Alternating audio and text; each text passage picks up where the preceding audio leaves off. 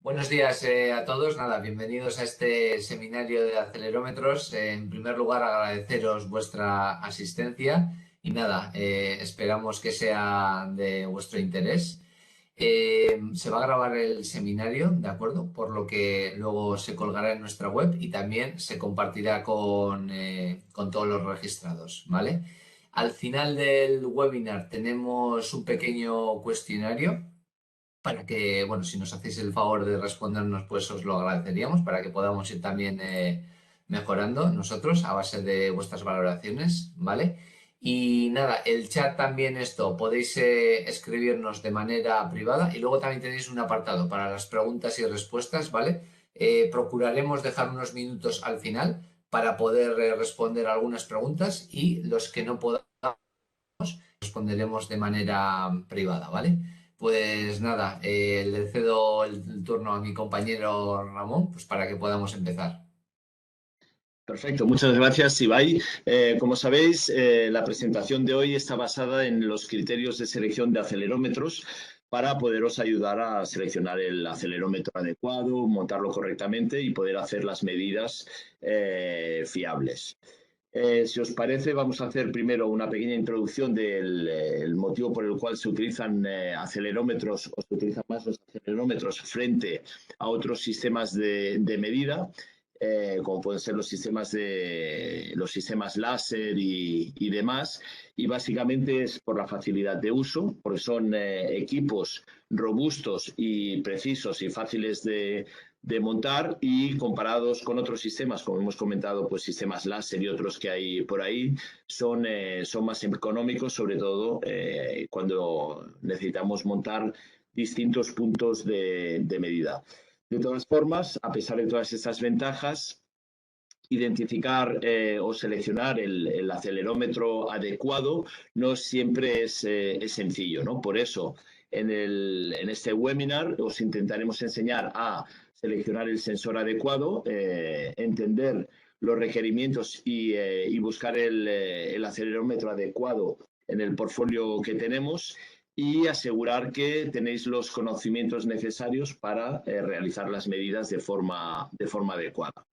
¿Vale? El seminario lo hemos dividido en varios grupos. El primer grupo hablaremos de los criterios de selección. Vamos a hacer una guía rápida de esos criterios importantes para seleccionar el acelerómetro adecuado. También veremos algunas consideraciones prácticas para sacar el mayor partido a nuestras medidas. Sobre todo, nos enfocaremos en los elementos de montaje, cuáles son los más adecuados para cada aplicación. Hablaremos también de sistemas de calibración y diagnosis para poder verificar los acelerómetros antes de hacer los ensayos. Y como último punto hablaremos de una aplicación específica, que es el uso de mantenimiento predictivo basado en acelerometría. ¿Vale? Sin más preámbulos, vamos a empezar ya con los criterios de selección, es decir, cómo o qué herramientas utilizamos para seleccionar el sensor adecuado. Empezaremos dando una rápida introducción a los distintos materiales que se pueden utilizar para fabricar un sensor. Podemos tener materiales cerámicos, podemos tener cristales de cuarzo naturales, o podemos tener acelerómetros basados en cristales de cuarzo sintéticos, es decir, cultivados artificialmente. Vamos a empezar por el más común, que es los acelerómetros basados en materiales cerámicos, que son los más utilizados porque son los que nos ofrecen mayor variedad de geometría. Tenemos de diferentes tamaños. Son también los que podemos fabricar con tamaños más compactos y menores masas. Y además, por el principio de funcionamiento, que lo que hacemos es coger ese material cerámico y aplicarle un campo magnético elevado, lo que nos permite es tener una elevada sensibilidad y una buena relación señal-ruido, sobre todo en esas frecuencias bajas, que es donde tenemos más problemas de relación señal-ruido en los acelerómetros, ¿no? De todas formas, no todos son puntos positivos, tenemos una limitación que según qué casos puede ser relevante o no, que es la influencia térmica que tienen este tipo de materiales cerámicos, que solo se pueden utilizar para aplicaciones en las que las temperaturas sean constantes. Bien, pero si tenemos variaciones de temperatura, la influencia térmica tiene una influencia importante sobre la medida, con lo cual solo se recomiendan para aplicaciones donde las temperaturas sean constantes. Por ejemplo, si quisiéramos hacer una aplicación de ingeniería civil que tendremos ahí pues 10 grados por la mañana y 30 a pleno día, pues esas variaciones térmicas sí que nos van a perjudicar en la medida. Para eso tenemos las otras dos alternativas. Saltaríamos al cristal de cuarzo natural, ¿vale? Que ahí sí que la medida de temperatura tiene menos influencia, porque todos sabéis que el cuarzo es más insensible a variaciones térmicas. Además, una de las ventajas es que si es cuarzo natural sin electrónica montada, tenemos un rango de amplitud mucho mayor, porque nos podemos ir al 1%, al 10%, al 100% del rango de medida. El rango frecuencial también es mucho mayor, porque es mucho más rígido. Y evidentemente la ventaja principal es que el comportamiento térmico es mejor, ¿vale? Comparado con el cerámico, veremos que la relación señal-ruido a frecuencias bajas es peor, y a nivel de tamaño, si queremos sensores muy sensibles, con alta sensibilidad, tendremos que penalizar el peso, es decir, necesitaremos una masa sísmica mayor, con lo cual el peso del acelerómetro también será mayor, ¿vale? Y por último, pasaríamos al cristal de cuarzo sintético. En el caso de Kistler, le llamamos piezostar, y básicamente lo que hacemos es cultivar un cuarzo sintético, ¿vale? De forma artificial, para darle las propiedades tanto mecánicas como eléctricas que nos interesan, ¿vale? Entonces, ventajas: que podemos trabajar en temperaturas criógenas y hasta 165 grados, manteniendo prácticamente la sensibilidad del sensor, es decir, no tenemos prácticamente influencia de la temperatura, y no es necesaria esa compensación térmica adicional, ¿no? Y evidentemente se pueden fabricar tanto en uniaxiales como en triaxiales. Y ahí veis el rango frecuencial, que podemos llegar hasta 10 kHz. Evidentemente no podemos llegar a DC, no podemos medir aplicaciones totalmente estáticas, porque cualquier sensor piezoeléctrico, ya sea de cristal o cerámico, necesitamos una excitación mecánica para poder tener respuesta eléctrica, ¿no? Y a nivel de masa sí que son algo superiores a los cerámicos, pero podemos estar en torno a los 2 gramos. Es decir, que para aplicaciones de análisis modal en cámara climática nos podrían funcionar perfectamente, ¿no? ¿Qué más tenemos por ahí? Ahí veis una gráfica de los 3 tipos de acelerómetros que hemos comentado y su influencia térmica. Abajo veis la tabla y arriba veis el gráfico. La azul, veis que podemos pasar de menos 50 a 150 grados, y la variación de sensibilidad es inferior al 2%, es decir, que es muy estable respecto a las variaciones de temperatura. El cuarzo natural es un poco peor, porque estamos en torno al 8%, pero es mucho mejor que no el cerámico, que ahí sí que la influencia ya empieza a ser importante, como comentábamos, que es aproximadamente de un 15% si nos vamos de un extremo al otro. Otro criterio de selección es la tecnología que utilizamos para fabricar el acelerómetro. Tenemos, por ejemplo, acelerómetros piezoeléctricos con y sin electrónica, ¿vale? Los piezoeléctricos que nosotros llamamos piezoeléctricos puros, ya sean con cristal natural o sintético, necesitan un amplificador de carga externo, ¿vale? Es decir, no llevan electrónica montada. No podemos montar ese acelerómetro directamente al equipo de adquisición de datos, sino que necesitamos un amplificador de carga intermedio. pero tiene una serie de ventajas. Primero, que la constante de tiempo, que es la que nos permite trabajar en altamente dinámico, estático o cuasi estático, es totalmente ajustable mediante el amplificador de carga. Y el rango de trabajo también es ajustable, es decir, podemos ajustar la parte baja de trabajo del acelerómetro a una salida de 10 voltios, con lo cual podemos trabajar con un rango mucho mayor de aceleración, ¿no?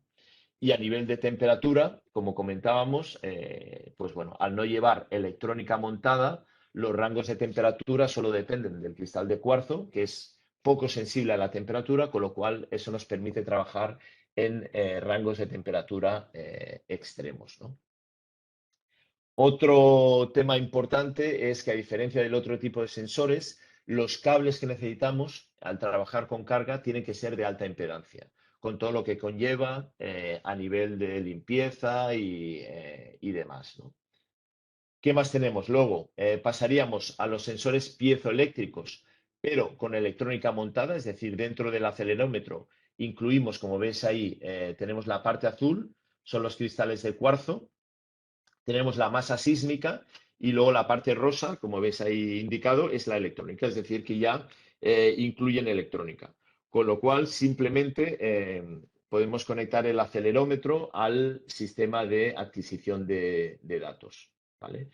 Si miramos el volumen de acelerómetros que se utilizan, dentro de los piezoeléctricos, la mayoría son con electrónica montada, ¿vale? ¿Por qué? Porque bueno, las limitaciones que tenemos en cuanto a temperatura, rango de trabajo y demás son suficientes para la mayor parte de aplicaciones.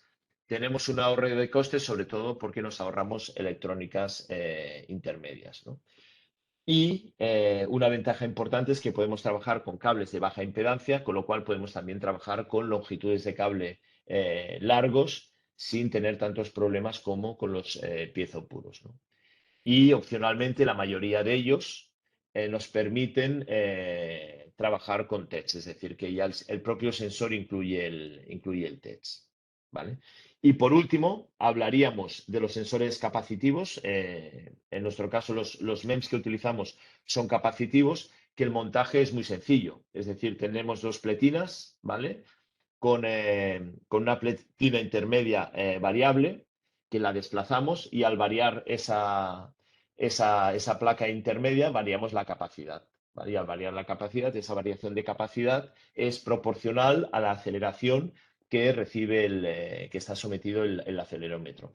¿Qué ventaja tiene? Pues la ventaja que tiene es que no tenemos la limitación de los piezoeléctricos, que no miden los 0 hercios, es decir, una medida de aceleración totalmente estática. Estos sí que nos permiten medir los 0 hercios, ¿no? De hecho, para verificar si un acelerómetro funciona bien, tipo MEMS o capacitivo, lo que hacemos es lo montamos en una posición, le damos la vuelta, ¿vale? Y a partir de ahí dividimos por 2 y nos tiene que dar la aceleración de la gravedad, ¿no? Y si lo montamos perpendicular a la superficie, ¿vale? Ahí nos tendría que dar 0. Entonces, son muy fáciles de verificar si funcionan correctamente, ¿no? Hay una modificación de los capacitivos, que son los servoacelerómetros, que son los que utilizamos para aplicaciones que necesitamos sensibilidades muy elevadas. Por ejemplo, hemos tenido casos para mirar aceleraciones en satélites y ahí un acelerómetro de 5 o 10 Gs puede tener resoluciones de microGs. Es decir, son acelerómetros muy, muy, muy sensibles, ¿no? En algunos casos les llamamos acelerómetros sísmicos, ¿no? Debido a esa gran respuesta que tienen, ¿no? A nivel de respuesta frecuencial, evidentemente, no son como los basados en cuarzo, ahí podemos llegar hasta 1 kilohercio aproximadamente, mientras que en los de cristal podemos estar en torno a los 10 kilohercios. Y la ventaja que tienen es que ya directamente nos dan una señal acondicionada de más o menos 5 voltios, más o menos 8 voltios, dependiendo de la configuración que seleccionemos, ¿no? Y otra de las ventajas que tiene es que adicionalmente permiten incluir sensores de temperatura. ¿vale? Con lo cual, si tenemos que hacer compensaciones térmicas para medir en exterior, por ejemplo, podemos coger la señal de temperatura para hacer la compensación directamente en el equipo de adquisición de datos, ¿vale?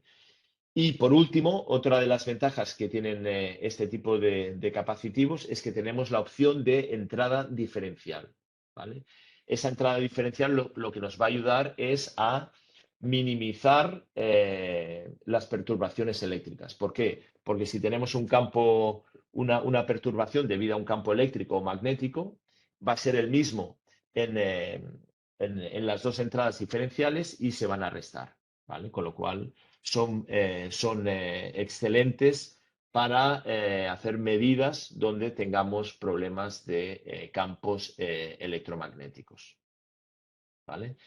Los capacitivos, a diferencia de los piezoeléctricos, se suelen utilizar para aplicaciones de confort o de análisis de estructura, donde nos interesa tener o evaluar frecuencias de baja frecuencia, y los IEP, que empiezan a medir normalmente a partir de los 0,5 hercios y suelen llegar hasta los 10 kilohercios para aplicaciones donde requeramos medidas más dinámicas. Dicho esto, pasamos al siguiente concepto, ¿vale? Hemos hablado de material, hemos hablado de tecnología. Ahora vamos a hablar del diseño interno, es decir, ese cristal de cuarzo, ese cristal sintético o natural o cerámico, cómo lo montamos dentro del acelerómetro, porque depende de cómo lo montemos, vamos a tener unas ventajas en un aspecto o en otro, ¿vale? Ahí veis los 4 típicos diseños internos que hay, independientemente que sea IEP o que sea piezo, ¿vale? Empezamos por los de compresión, luego tenemos los de anillo de cizalladura, los de cizalladura y los piezo beam, ¿vale? Si vemos en el primero, ¿vale? Siempre la parte azul es el elemento sensor, ya sea el cristal piezoeléctrico o cerámico. La parte rosa siempre es la electrónica y la parte gris es la masa sísmica, que es la que provoca esas cargas eléctricas en el cristal, proporcionales a la aceleración aplicada. Vamos a empezar con los de compresión. Los de compresión no vamos a entrar en detalle porque prácticamente están en desuso por las grandes desventajas que tienen. Y el primero que vamos a hablar es de los anillos de cizalladura, ¿vale? Que tenemos un anillo en el interior, lo veis ahí, que es la masa sísmica, y el cristal, ya sea de un tipo o de otro, el sensor está envuelto en ese anillo. Entonces, cuando el acelerómetro está sometido a aceleraciones verticales, se crean en el anillo unas cargas de cizalladura que se transmiten directamente al cristal o al material cerámico circular a esos elementos, ¿no? Entonces, estamos creando unas cargas eléctricas proporcionales a las aceleraciones, ¿vale? Eso los podemos encontrar con electrónica o sin electrónica integrada. Ahí a mano derecha veis los típicos acelerómetros nuestros bajo esta configuración, y las ventajas que tenemos es, primero, que tienen un diseño muy compacto. Este tipo de montaje nos permite conseguir acelerómetros muy pequeños, tanto uniaxiales como triaxiales, y típicamente llegamos a aceleraciones de hasta 500 Gs, ¿vale? Para aceleraciones superiores a 500 Gs tenemos que buscar otro tipo de principio de funcionamiento, ¿no? Y a nivel de respuesta en frecuencia, como cualquier acelerómetro típico, luego hablaremos cómo definimos esa frecuencia de respuesta, ¿vale? Porque depende de cómo la definamos, esos valores pueden ser mucho mayores, pero estamos hablando entre 0,5 y 10 kilohercios, que es la típica aplicación en piezos, ¿no? A nivel de masa estamos en torno a los 0,4 gramos, ¿vale? Porque la mayoría de ellos son cerámicos, ¿vale?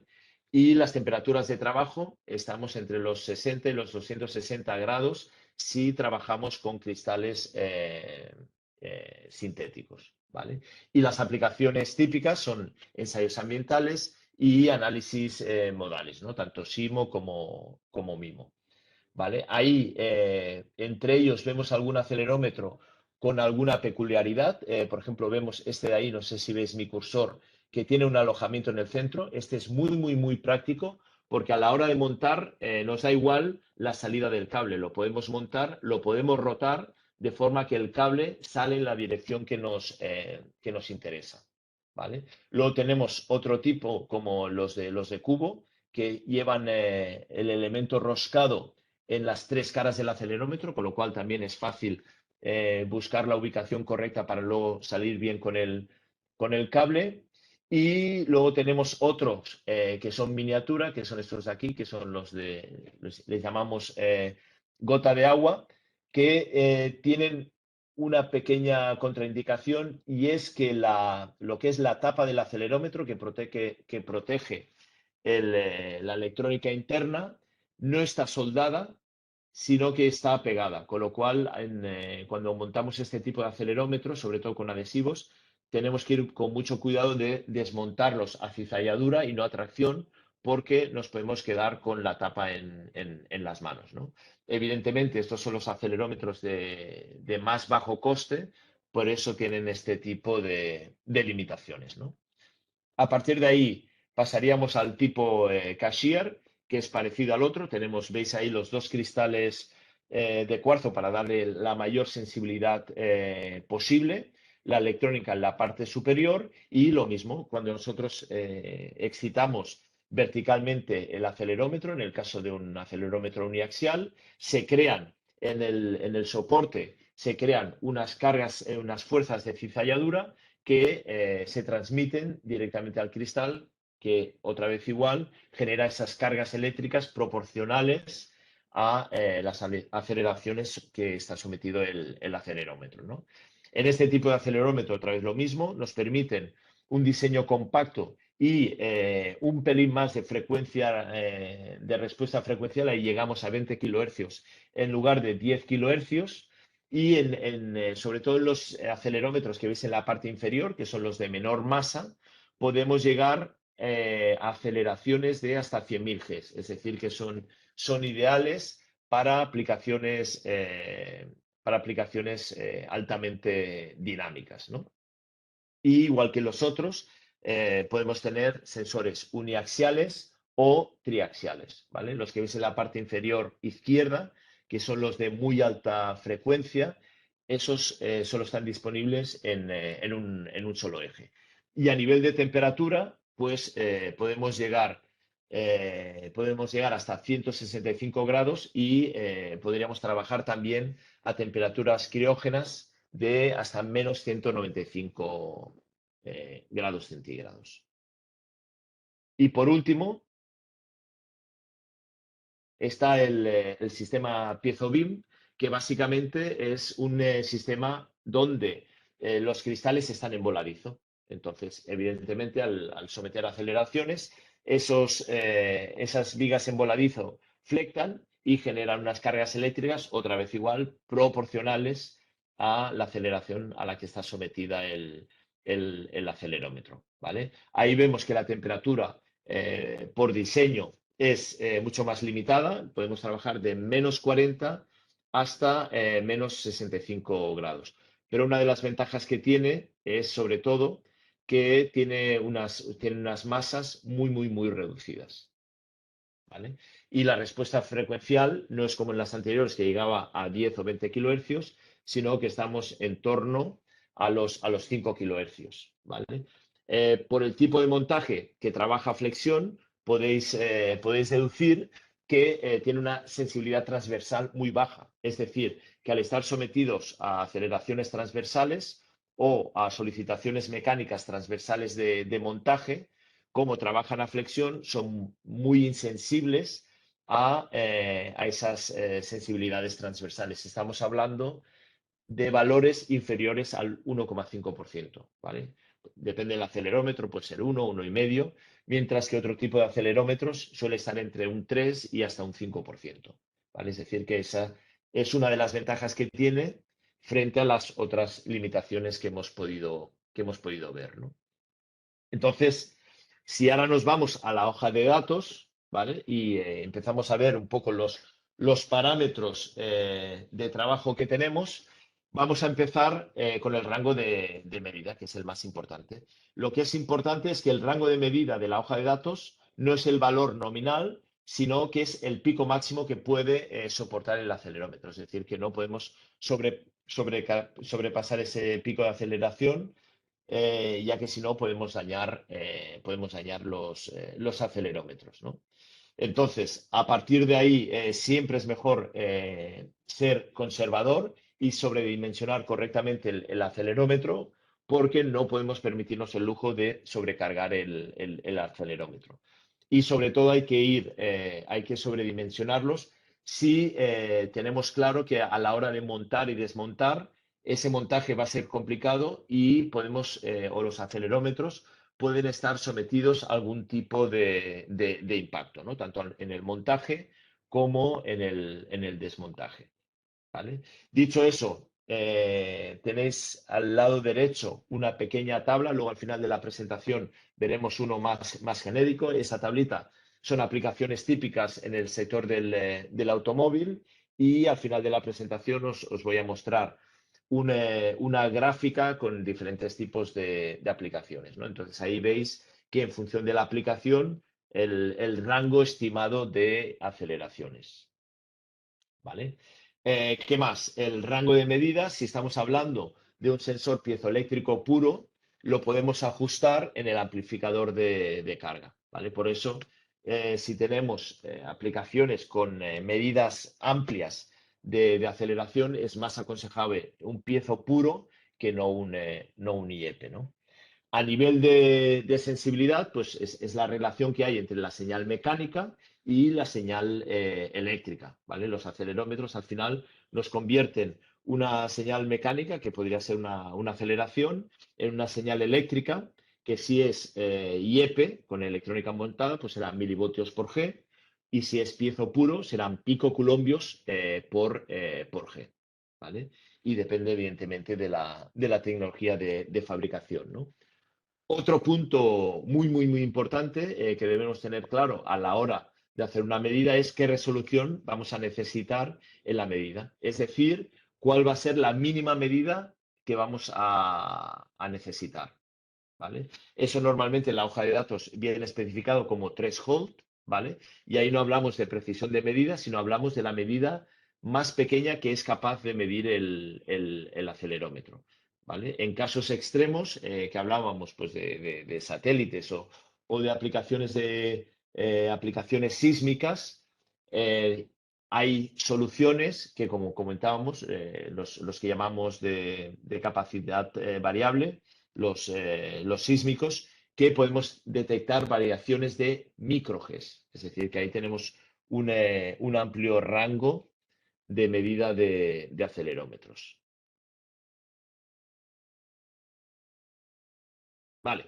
Ahora el siguiente punto, que también es muy importante, es saber o estimar qué respuesta frecuencial vamos a medir, ¿vale? Esa es una de las preguntas básicas que tenemos que tener claro, ¿vale? Si vemos, por ejemplo, vamos a coger el caso típico de un acelerómetro IEP, veréis que no empieza en 0, sino que empieza a partir de 0,5, por lo que comentábamos. Tenemos un cristal, ya sea cerámico o piezoeléctrico, que para que nos genere señal eléctrica tenemos que excitarlo mecánicamente. Si no hay excitación, no hay señal eléctrica. Por eso, en 0 no tenemos señal y empezamos a tener señal a partir de esos 0,5 hercios, ¿no? Si fuera un sensor piezo-resistivo, un sensor capacitivo, la señal empezaría a partir de aquí. Es decir, tendríamos señal a partir de los 0 hercios.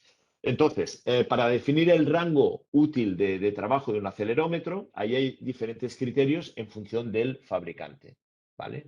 Lo que está claro es que tenemos un punto de inicio, que será el 0 o los 0,5 hercios, y un punto final, que es la frecuencia de resonancia del acelerómetro, ¿vale? Todos con... Disculpad.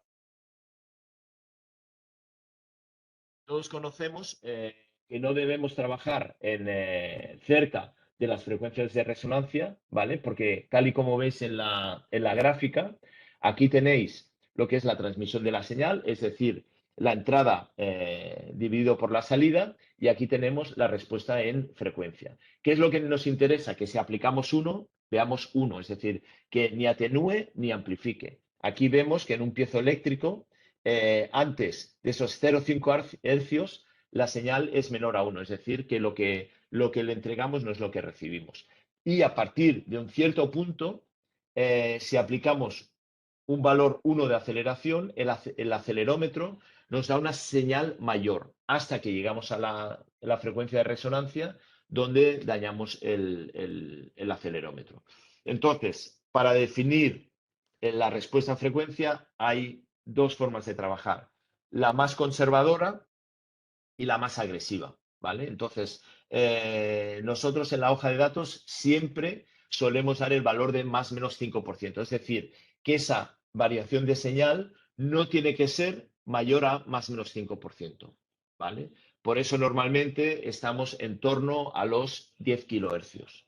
Si en lugar del criterio del más o menos 5% seleccionamos los más o menos 3 dB respecto a la frecuencia de resonancia, o más o menos 10%, en lugar del 5%, ese rango útil va a ser mucho mayor, pero evidentemente los errores dinámicos también van a ser mucho mayores, ¿vale? Entonces ahí podemos tener en cuenta que nosotros decimos que el acelerómetro llega hasta 10.000 hercios, más o menos 5, pero que eso no quiere decir que no pueda trabajar a frecuencias superiores. Podría trabajar a frecuencias superiores, pero deberíamos tener en cuenta, como vemos aquí en el ejemplo, que si en lugar de trabajar a 10 kilohercios trabajamos a 15 kilohercios, el error ya no será del más menos 5, sino que será del más menos 10%. Al final, todo depende de las necesidades que tengamos o de los requerimientos que tengamos de precisión, ¿no?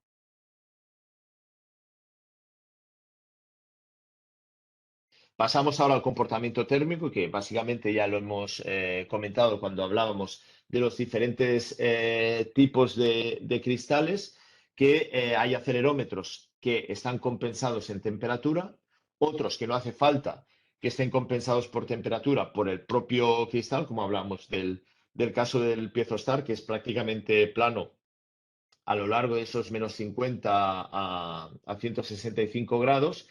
Y en otros casos, lo que podemos hacer es utilizar elementos de medida o elementos sensores que son más sensibles a temperatura, pero que con la electrónica podemos parcialmente compensar ese rango de temperatura, ¿no?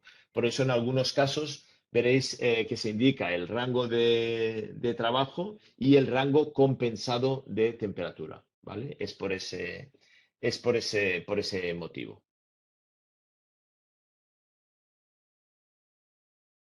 ¿Vale? Otro punto muy importante a la hora de seleccionar el acelerómetro, y dependiendo mucho del tipo de ensayo, es la masa del acelerómetro, ¿vale? Si tenemos que estudiar o ensayar una estructura con mucha masa, el, eh, la masa del acelerómetro pues no va a tener mucha influencia. Pero si, por ejemplo, tenemos que hacer un ensayo de una pletina que es muy fina, esa masa del acelerómetro puede tener una influencia sobre la medida, es decir, nos puede falsear la medida y el ensayo. Entonces, ahí es importante que la masa del acelerómetro siempre sea mucho menor que la masa del elemento a ensayar. ¿Cuánto? Pues normalmente ahí se habla de 1 a 100, ¿vale? De todas formas, lo mejor es, si es posible y no tenemos claro si la masa del acelerómetro nos va a influenciar o no, es hacer un ensayo, ¿vale? Ahí en la parte de abajo veis la influencia de un ensayo sobre la masa la influencia de la masa del acelerómetro sobre un ensayo. Veis, por ejemplo, que el cuerpo en cuestión a ensayar, o el material a ensayar, es la línea continua en negrita, ¿vale? Veis que tiene una respuesta frecuencial determinada, y cuando montamos el acelerómetro, por un lado tenemos una atenuación de amplitud, y por otro lado tenemos una respuesta en frecuencia mucho menor, ¿vale? Porque al final lo que hemos hecho es, al aumentar la masa, lo que hemos hecho es reducir la frecuencia natural del sistema. Entonces, ¿cómo podemos hacer o cómo podemos ver de forma rápida si la masa del acelerómetro va a tener influencia o no sobre la medida? Muy sencillo. Lo que tenemos que hacer es, a modo así empírico, es hacer un cálculo de frecuencia con el acelerómetro, ¿vale? Sobre el material a ensayar, repetir el ensayo aplicando la misma masa del acelerómetro o montando un acelerómetro similar, recalcular la respuesta frecuencial y determinar si hay variaciones importantes o no en la respuesta frecuencial, ¿vale? Si apreciamos desviaciones importantes, evidentemente quiere decir que la masa del sensor es demasiado elevada y tenemos que buscar un acelerómetro más ligero. Si por el contrario vemos que las variaciones son aceptables para nuestro ensayo, podemos determinar que la masa del acelerómetro es la adecuada, ¿no? Vamos a verlo en un pequeño vídeo que creo que es lo más fácil de entender. Ibai, no sé si se ve bien el vídeo. Sí, dale al play, Ramón. Sí, un segundito, que me he pasado ahora de... Es que hay veces que por ancho de banda da un poco de problemas. ¿Se ve fluido el vídeo? A mí me va como a saltos. Vale. Bueno, vamos a pasarlo a ver si tenemos suerte. Vale, aquí básicamente yo os lo iré explicando. Tenemos varias pletinas con varios acelerómetros de distintas masas. ¿Vale? Ahí, por ejemplo, vamos a montar un piezo BIM que tiene una masa inferior a 4 gramos y lo que tenemos es un acondicionador de datos, un coupler y el osciloscopio para hacer un análisis frecuencial. Entonces, lo que vamos a hacer es someter a un impacto la pletina y ver la frecuencia natural del sistema. ¿Vale? Entonces, vemos ahí dos picos, uno de 80 y otro de 250. Y ahora lo que vamos a hacer es añadir una masa similar y repetir el ensayo. ¿Vale? Entonces, a partir de ahí, vamos a ver si tenemos una variación significativa o no de la respuesta frecuencial.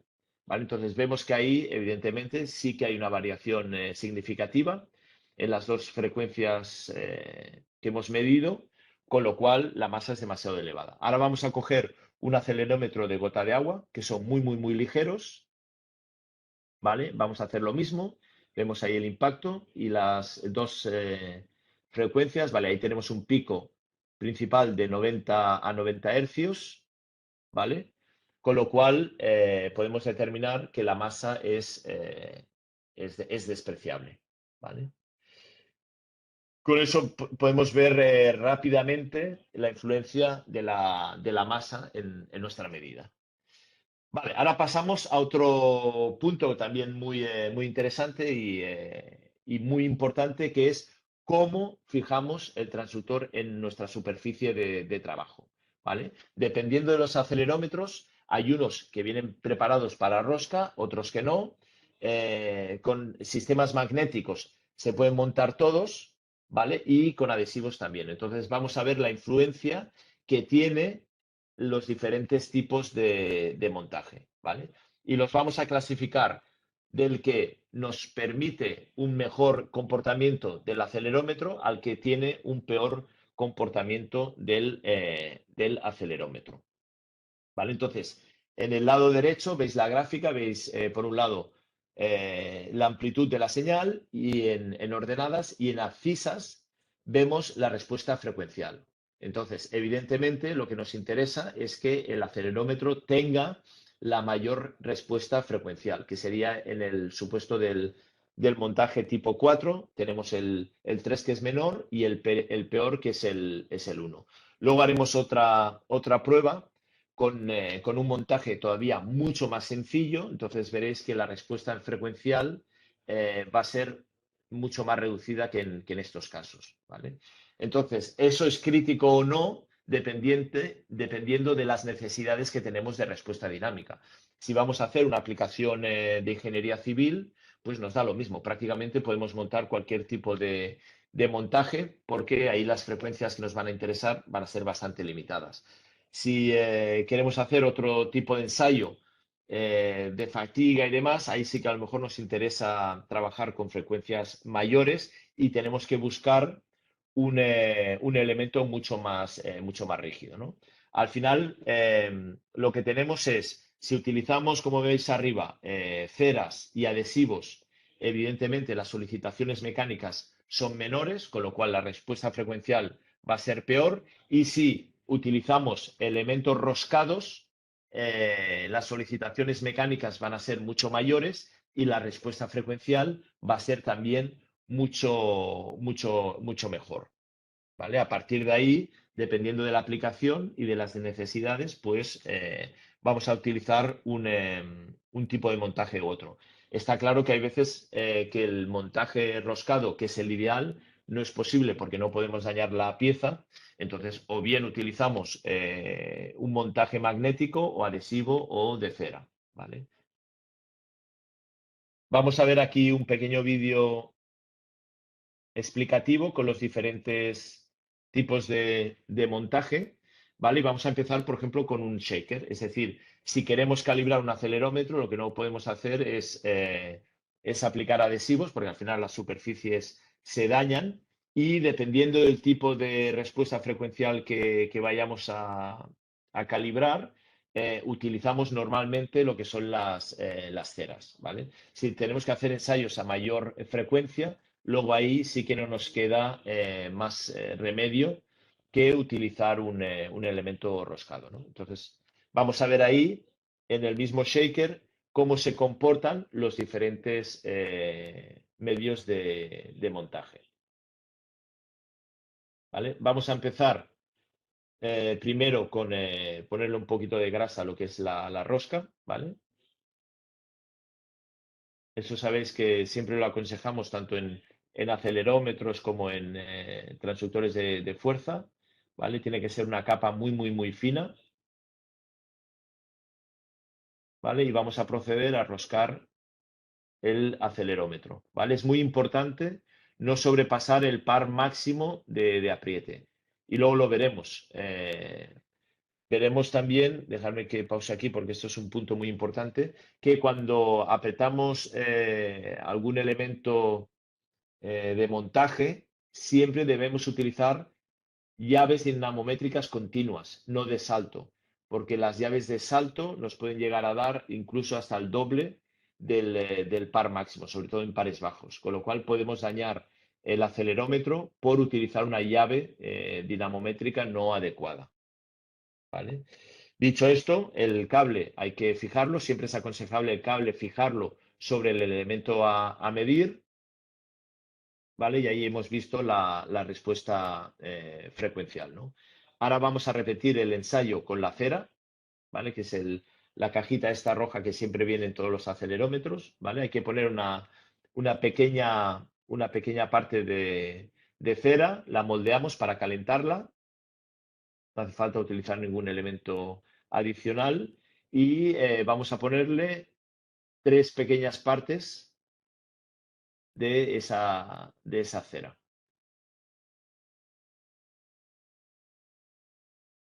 ¿Vale? Ahora montamos la tercera y vamos a proceder a montarlo sobre la base del vibrador. ¿Vale? Apretamos, giramos levemente para asegurarnos que queda fijado y procedemos a realizar el ensayo. ¿Vale? Cogemos ahí lo que decíamos, variaciones menores al 5% y llegamos a 4.000 hercios. ¿Vale? Ves que ahí la respuesta frecuencial ha sido mucho menor, ¿no?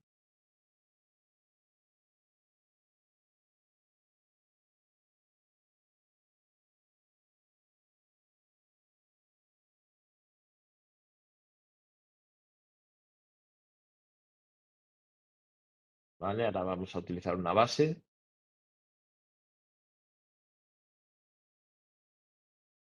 Y vamos a ver la diferencia que tenemos a nivel de respuesta frecuencial. Ahí otra vez lo mismo. Aseguraros que aplicáis par con la llave constante, no de giro, no de clic, y hacemos lo mismo.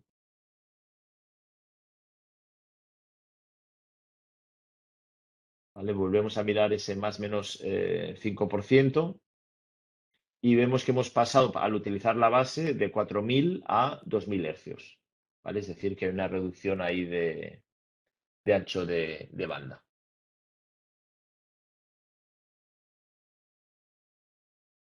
Ahora lo que vamos a hacer es, vamos a montarle mayor cantidad de cera y evidentemente vamos a tener una respuesta frecuencial muy distinta a la inicial, que eran esos 4000 hercios. Volvemos a hacer lo mismo, buscamos esa variación máxima de más menos 5, ¿vale? Y pasamos de 4000 a 1000 hercios, ¿vale? Es decir, que es la peor de las respuestas por exceso de cera, ¿vale? Con lo cual, siempre recordar que cuando utilizamos adhesivos, una capa muy fina, y cuando utilizamos cera, también una capa fina de cera, ¿vale? Ahí también entramos sobre todo en motores eléctricos o en aplicaciones donde podemos tener bucles de corriente. Podemos utilizar esas bases que sean aisladas, o hay otras que no son aisladas, ¿no? Entonces, dependiendo de la aplicación, vamos a utilizar unas u otras. ¿Qué más tenemos ahí? A nivel de especificaciones o de características adicionales que podemos necesitar según el tipo de aplicación, ¿vale? Tenemos opciones, como hemos visto, de alta temperatura, tanto en rangos de 165 grados o en temperaturas criógenas de hasta menos 165 grados, que eso siempre es una opción que viene al final de la hoja de datos como M5 o M8, típicamente. Podemos tener el sensor, sobre todo en los capacitivos, con cable o con conector, ¿vale? Con carcasas selladas o soldadas, también dependiendo de la aplicación y del coste del acelerómetro. Y, como comentábamos antes también, con TEDS o sin TEDS, ¿no? El TEDS al final es la hoja de datos electrónica que nos permite la configuración automática al conectar el acelerómetro al equipo de adquisición de datos. Vale, ahora vamos a pasar ya prácticamente a la última parte del seminario, porque nos quedan esos 10 minutillos más los 5 para posibles preguntas. Y uno de los puntos también críticos es cómo montarlo y dónde montarlo, ¿vale? Que es una decisión muy importante, pero que no es tan trivial. Entonces, ahí las recomendaciones que os podemos dar es, sobre todo, buscar información existente para tomar decisiones. Es decir, si hemos tenido alguna buena o mala experiencia, documentarla para tenerla en cuenta de cara al futuro. Comparar lo que decíamos, las especificaciones de la hoja de datos, sobre todo a nivel de vibraciones, sensibilidad a cargas laterales, a deformaciones de la superficie, etcétera, para asegurarnos que escogemos el acelerómetro correcto. Y otro tema que normalmente nos damos cuenta al final, cuando ya es demasiado tarde, planificar o tener en cuenta cómo vamos a montar y desmontar el acelerómetro, ¿vale? Porque sobre todo en montajes en vehículos donde la ubicación es un poco complicada, hemos tenido malas experiencias al desmontar el acelerómetro. Es decir, el acelerómetro lo hemos montado, ha funcionado correctamente, y precisamente al desmontarlo ha sido cuando hemos dañado el acelerómetro por impacto, ¿no? Entonces, es muy importante definir el elemento de montaje o el accesorio de montaje para el montaje y también para el desmontaje, y el tema de superficies, que tenga la rugosidad, la planitud y la superficie que sea del material adecuado, ¿vale? También la orientación del sensor, que no nos pase que montamos el sensor y resulta que el cable va al revés, ¿vale? Para ese caso tenemos los acelerómetros con alojamientos en el centro que nos permiten rotar el acelerómetro. Si no, pues tenemos que planificar muy bien el ruteado de los cables, ¿no? Y como hemos visto en el vídeo del shaker, fijar el cable para evitar el efecto triboeléctrico, que es que los cables, sobre todo en sensores piezoeléctricos, cuando los sometemos a vibraciones, pues podemos tener cargas eléctricas, ¿no? Entonces, para evitar ese efecto es muy importante fijar el cable y sobre todo fijarlo sobre el elemento a medir, ¿vale? Para asegurarnos que ahí no hay vibraciones ni modos de vibración raros. Ahí no vamos a entrar más en detalle, eso ya, si necesitáis la presentación, hay mucha documentación respecto al montaje y a las diferentes alternativas, pero es lo que comentamos. El montaje más adecuado es el de rosca, que es el que nos va a dar mayor respuesta dinámica. Si os vais a la hoja de datos o al manual del acelerómetro, ahí os aconsejamos una serie de adhesivos en función del tipo de aplicación y temperaturas de trabajo, ¿vale? Y lo que sí que me gustaría hacer hincapié, que aquí sí que hemos tenido alguna mala experiencia, es cuando utilicemos soportes o elementos de montaje magnéticos, ir con mucho cuidado a la hora de montar el acelerómetro en la base magnética.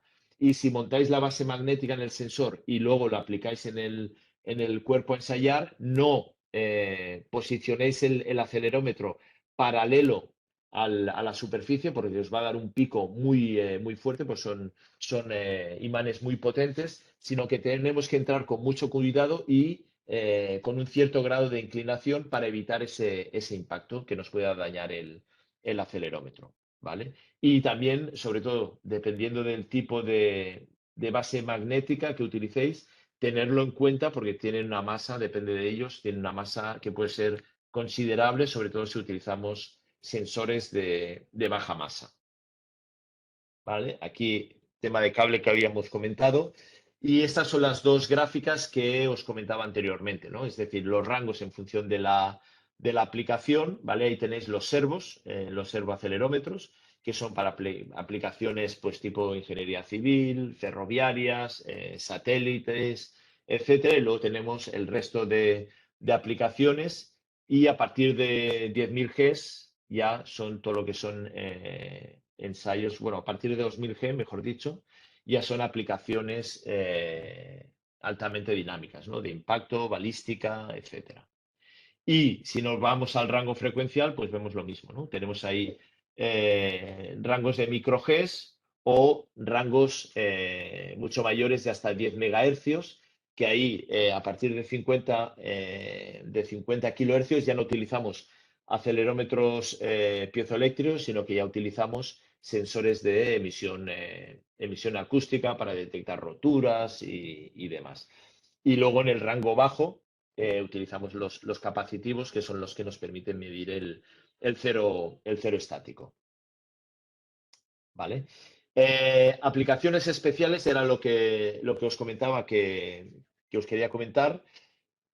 Sabéis que ahora con todo lo que es industria 4.0 y demás, hay mucha tendencia a monitorizar y hacer predictivos, ¿no? Porque todo lo que era el correctivo ha pasado ya un poco de moda por un tema de costes y que cada vez es más difícil parar las líneas de producción. Entonces la tendencia es ir a sistemas de mantenimiento predictivo, ¿no? Entonces, ¿qué solución tenemos ahí? Ahí tenemos un acelerómetro, ¿vale? En este caso es tipo MEMS para poder medir el cero estático, es decir, de 0 hasta aproximadamente 1 kilohercio, y lo podemos utilizar tanto en herramientas de mecanizado o para condition monitoring, ¿no? Es decir, para monitorización de bombas, de compresores, de cualquier elemento que esté sometido a vibraciones, ¿no? Entonces, ahí tenemos un sensor MEMS de 3 ejes. Lo bueno de este sensor miniatura es que dentro ya está digitalizado, es decir, ahí hacemos todo el tratamiento de datos y a través de un periférico podemos enviar toda la información a la nube o podemos recuperar la información de forma local, ¿no? Es decir, nos conectamos mediante USB y podemos robar los datos almacenados en el equipo, ¿no? Entonces, las ventajas que tenemos es, evidentemente, preparado para industria 4.0. De ahí el sensor lo conectamos a un hub y en el hub le podemos montar bueno, cualquier tipo de tarjeta SIM para enviar los datos o tener los datos de forma externa o bien directamente con conexión Ethernet, ¿no? Tenemos diferentes entradas analógicas porque normalmente la medida de aceleración es importante, pero si la podemos acompañar de a lo mejor medidas de temperatura, si estamos hablando de rodamientos o de temperatura de aceite o de viscosidad, etcétera, etcétera. Todo esto nos ayudará a hacer un predictivo mucho más preciso, ¿no? Y también lo bueno es que como tenemos toda la digitalización directamente en el sensor, ahí tenemos tiempos de reacción. Por ejemplo, cuando montamos este tipo de sensores en centros de mecanizado, que nos interesa minimizar el daño en caso de colisión, tenemos tiempos de respuesta inferiores a 1 milisegundo. Es decir, que el impacto se produce, pero podemos actuar antes de que el daño sea muy elevado. ¿Vale? Y evidentemente luego, como todos los equipos de Industria 4.0, tenemos un entorno vía web que podemos monitorizar, tenemos alarmas y en todo momento sabemos y estamos informados de lo que sucede, ¿no? Y por último, vamos a hablar de los equipos de calibración, ¿vale? Tenemos los shakers de laboratorio, pero uno de los equipos que está teniendo más demanda, sobre todo para poder calibrar en campo, son las maletas de calibración, ¿no? Ahí tenéis un ejemplo donde podemos hacer un barrido de frecuencias y podemos calibrar tanto acelerómetros IEPE como de carga como piezoresistivos, ¿vale? Entonces veis ahí las especificaciones. Podemos hacer un barrido automáticamente de 5 a 10 hercios, ¿vale? Y podemos llegar a amplitudes de 200 metros por segundo al cuadrado, ¿vale? Con lo cual, estas maletas son muy interesantes cuando tenemos que hacer ensayos previos tenemos que hacer una verificación previa al ensayo porque podemos hacer un barrido y asegurarnos que el acelerómetro funciona bien en todo el rango de frecuencias, ¿vale? Porque si vamos con un shaker portátil, normalmente lo verificamos a una frecuencia fija, pero no sabemos a otras frecuencias cómo funciona. Entonces, esta es una forma muy rápida de hacer una verificación, una calibración del acelerómetro y al mismo tiempo podemos imprimir ese certificado de calibración, ¿no? Y a nivel de peso estamos hablando de 9 kilos, es decir, que son equipos muy ligeros, incluyen impresora, incluyen batería, por si no tenemos disponibilidad de alimentación, ¿no? Si tenemos alimentación, podemos aprovechar para cargar las baterías, ¿vale? Eso es todo por mi parte. Espero que haya sido de vuestro interés. Ibai, no sé si hay, a ver cómo vamos de tiempo. Bueno, tenemos ahí un paro, 13 minutillos para responder respuestas. Sí, Preguntas, perdona. sí, justo ha pasado ya o ha concluido 1 hora, ¿no? Desde que hemos empezado, pero yo creo que para 2, 3 preguntas pues tenemos tiempo, ¿no? Pues para estar Sí. dentro de los límites que nos habíamos propuesto. Mira, me parece que esta es una pregunta bastante típica y que muchas veces, bueno, pues algunos clientes tienen dudas, ¿no? A ver si disponemos de una guía rápida, ¿no? Pues para una primera selección de acelerómetros. Perdona. Sí, ahí la mejor herramienta que tenemos, que hemos estado trabajando en los últimos años, es en nuestra web. Dejarme a ver si me puedo conectar, que es la que utilizamos también nosotros a nivel interno, ¿no? Es decir, una vez tenemos, bueno, vamos a empezar por aquí para que veáis cómo podemos llegar. Se ve en mi pantalla, ¿no, Ibai? Sí, Ramón, correcto. Vale, perfecto. Nos vamos a productos, ¿vale? Nos vamos a acelerómetros y ahí ya tenemos el acceso directo al configurador.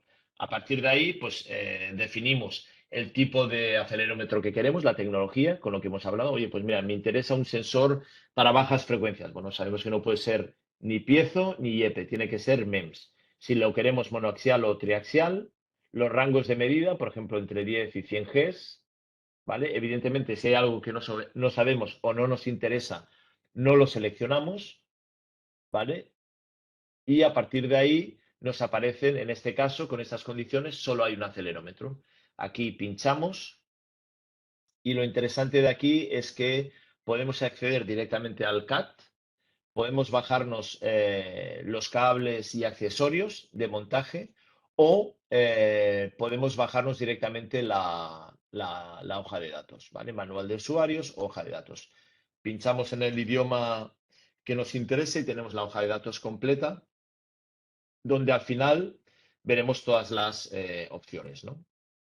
Con lo cual creo que esta es una de las mejores herramientas que tenemos para seleccionar acelerómetros, ¿no?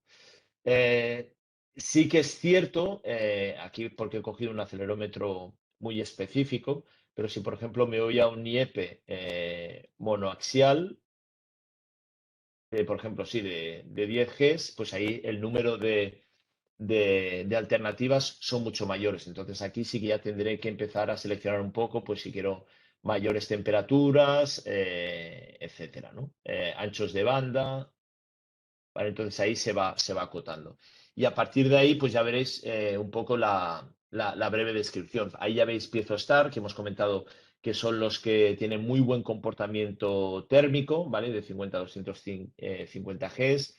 El Cashier, que era el otro modelo que hemos comentado, ¿vale? Este que es para temperaturas criógenas, que es el de menos 165 grados. Es decir, que aquí ya tenéis alguna pequeña pista, ¿veis? Aquí ya tenemos también cerámico share, que era el que hablábamos, que evidentemente este para temperaturas va a tener un comportamiento un pelín peor que los otros, pero va a ser mucho más compacto y de tamaño más reducido, ¿no? Entonces, con lo que os hemos comentado en el webinar y esta herramienta, yo creo que tenéis ahí una buena herramienta para poder determinar el acelerómetro adecuado. ¿Se ha entendido bien, Ibai? Más o menos, que sea así Sí, rápido. Vale, y sí, yo creo que luego, sí. Ujú. perdonad, aprovechando aquí, luego si queréis, podéis aprovechar para pinchar aquí y os podéis descargar el manual con todos los acelerómetros, equipos de adquisición de datos, etcétera. ¿Vale? Entonces aquí tenéis también acceso directo a la documentación relacionada con los acelerómetros. ¿Qué más, Ibai? Vale, gracias, Ramón. Bien, otra pregunta que puede ser interesante también en cuanto a los sensores piezoresistivos, ¿no? ¿Qué ventajas, ¿no? nos ofrecen sobre los piezoeléctricos? A ver si podemos proporcionar, ¿no? algún tipo de información al respecto. Vale, sí. Ahí tengo yo algo por aquí que lo había ocultado porque al final tenemos que cortar en algún punto. Entonces, dejadme que comparta la pantalla. Vale. Sí, digamos que nos hemos dejado un tipo de acelerómetros que es el piezo como bien apuntas, ¿no? Básicamente, el piezo resistivo sería equivalente a un puente de Winston, es decir, a un sensor, a un sensor extensométrico, y tiene una serie de ventajas, que es que, en principio, mide el cero estático, es decir, es como los MEMS, ¿vale? Y a nivel de rangos pueden llegar hasta 2000 hercios. Y luego, aparte de ahí, normalmente no los hemos comentado mucho porque la aplicación típica de este tipo de acelerómetros es para crash. Son los que se montan o bien en primera línea del vehículo o dentro del dummy, ¿no? Porque tienen eso, son ligeros y permiten rangos elevados de aceleración, ¿no? Entonces sería un compromiso entre los IEPE y los MEMS.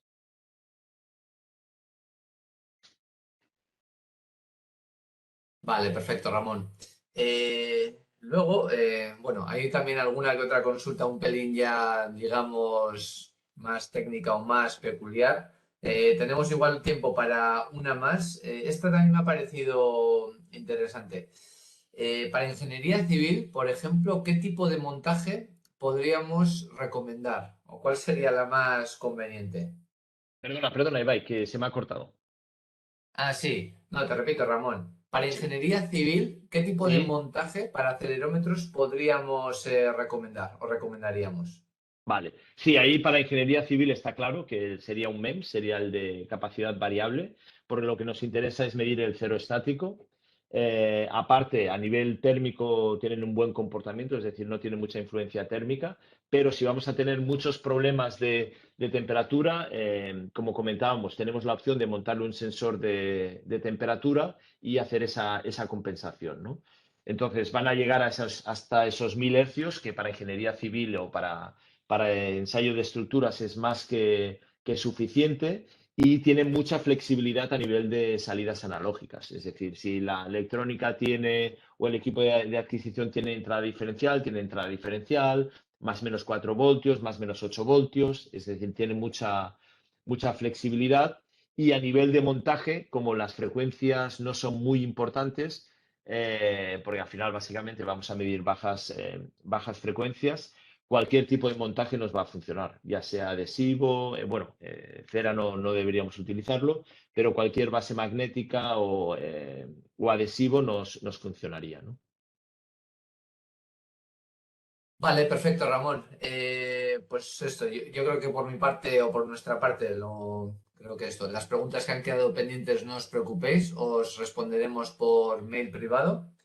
Y nada, una vez más agradeceros a todos los asistentes a vuestro tiempo y nada, esperamos que os haya resultado interesante y entretenido, por supuesto. Y nada, como hemos comentado al principio, ahora esto, si tenéis un minuto para respondernos al cuestionario, nada, pues os lo agradeceremos. Y para cualquier duda, bueno, os hemos mostrado también la guía rápida a nuestra web, pero por supuesto, nos podéis llamar, habrá dudas, muchas veces incluso a nosotros también, ¿no? Nos gusta también aprender algunas consultas, digamos, muy técnicas, donde también tenemos que darle una vuelta, para eso estamos a vuestra disposición y nada, seguiremos organizando seminarios para que podamos entre todos ir remando hacia adelante, ¿vale? Pues nada, dejo de grabar